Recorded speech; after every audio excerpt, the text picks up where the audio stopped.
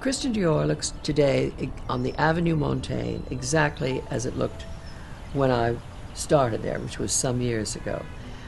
But the interior is completely different. And the whole way everything was done was so different in those days. We would have a lot of fun with friends. We'd have lunch, and then we'd go to the couture shows at 3 o'clock. Did you go? Have you seen Balmain? Have you been to Chanel? And this and that and the other thing, where all the girls would talk, and it was a whole different era. I would go whenever my husband had business. Then I had friends from New York who went all the time, and it used to be fun. Now maybe it's fun again, I don't know, because I haven't done that for, I think, about 10 years. When you would go into the enters, you were seated. Later on, your name may be a bit on the chair as they got bigger, but when they were first in the house of Christian Dior on Avenue Montaigne, you sat in a little chair. They were told you to sit. There was no particular, might be background music, and there would be somebody saying it was number so-and-so and number such and such, and you wrote it down. It was very quiet, very low-key. C'était surtout de faire des robes que les femmes aiment porter. Elles avaient assez d'être corsetées dans les jaquettes, très serrées, et des jupes très raides et tout ça. Ça s'était passé, ça. On n'était plus en 47. On était en 60. And the same thing at Givenchy. And Givenchy was around the corner from the Plaza Athénée Hotel, which I love that hotel because it was all very convenient. And because then Saint Laurent eventually was up the street. But Givenchy was smaller than Christian Dior. But this was the sort of old-fashioned way, because the vendeuse that you were assigned to in the early days, and when you sat at the house itself on the little chairs, she would come up afterwards and say, "What can I show you? Would you like to try something?" "Oh, I can't, I have to go," or whatever it is if you didn't like it. And if you did, you would say, "Well, could I see number whatever it was?" I can remember in Dior very carefully, they had a hallway with 3 compartments of a curtain that pulled across, and some of the rooms would be taken, but you would be trying something on and you would see something going past and you would think, "Oh, could I try that one?" you know. And it was wonderful. And the same thing at Givenchy, but much smaller. Quand on a sa propre personnalité, bien sûr, un compliment vous fait plaisir et un conseil, mais souvent, quand on sait comment s'habiller, elle le savait elle-même, elle n'avait pas besoin de moi. Elle choisissait, ça lui convenait, elle portait, comme j'ai dit, mes couleurs, elle les portait bien. C'était déjà une grande satisfaction pour moi. Hélène Lusinghausen, who was the directrice of Saint Laurent, she knew all the customers, and she made this one say, "That's good for you, that's not good for you." Yves Saint Laurent was usually wasn't around there a lot.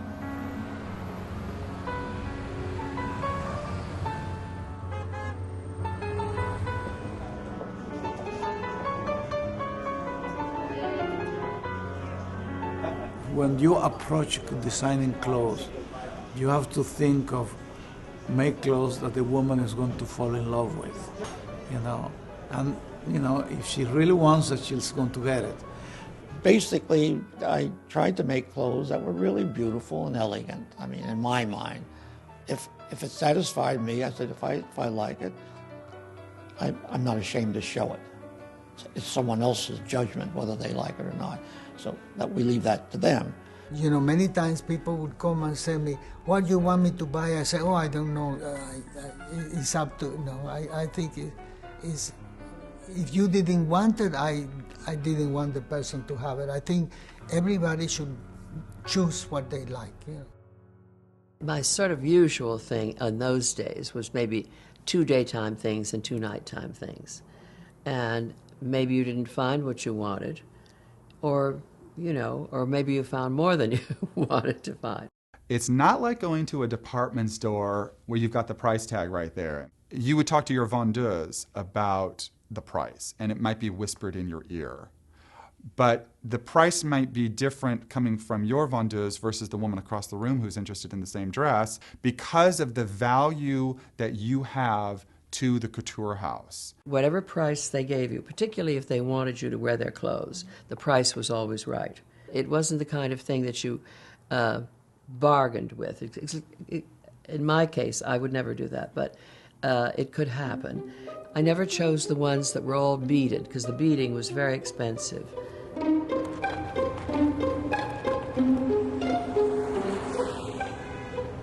Our kind of embroidery is trying to get out the classical embroidery material used. And there is no limit. We have used mussels and seashell.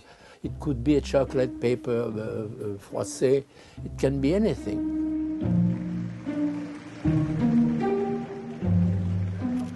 The embroidery was made for the dress. Some other designer, the dress is made for the embroidery.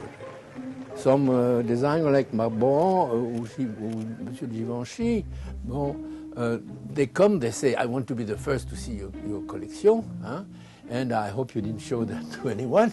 I was aware that I'm making expensive clothes, and yes, I'd like to make something that was different in many ways because I wanted to be different from the other designers. And within my collection, I made big collections in the old days. I had as many as 250 models. I did it to satisfy my ego, obviously, you know. If I got onto something I liked it, I would make variations and so forth and so on. But it's redundant because no one can absorb all those things. The sewing in those days was all done by hand, and I don't think people realize how a little snap, and it's all done by hand, and I would be amazed at everything. The most luxurious materials were used, the most luxurious trimmings and embroideries were used, but also that it was fitted to you. Even though there might be other women that ordered the same dress, everything was done to your specific measurements. So these are made-to-measure clothes. On pense toujours que la dernière collection que l'on fait est la meilleure, parce qu'on est encore dans les affres de la création et qu'on a on a recherché ou qu'on a des plus jolies broderies que d'autres années ou qu'on a été mieux inspiré. Ça ne s'arrête pas, vous dessinez, vous dessinez, vous dessinez. Et ça, c'est le drame parce qu'on voudrait, on faisait trop de modèles à la fin et je me faisais attraper par le directeur qui me disait « Mais vous avez fait 200 et quelques modèles, c'est de la folie, ça va durer. » C'était moi qui réglais tout ce qui était essayage, tout, choix de tissu et choix d'atelier. Ça, c'est sûr. Ça, j'ai jamais confié à personne d'autre. This is a work where you put a lot of emotion into it, and sometimes it's very difficult. Once I distance myself from a collection, I can look at it completely in a very different way. But while I am working in the collection, it's very difficult for me.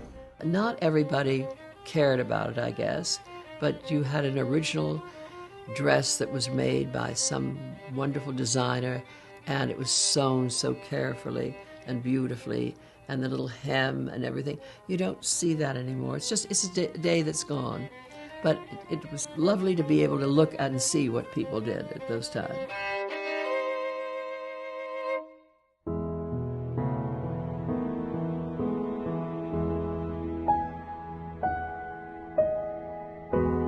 All of it, all of it. All of it was a special world and a special time.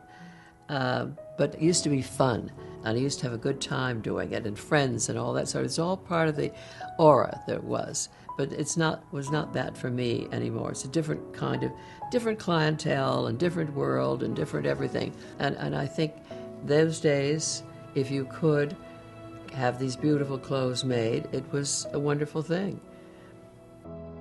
And I was very lucky.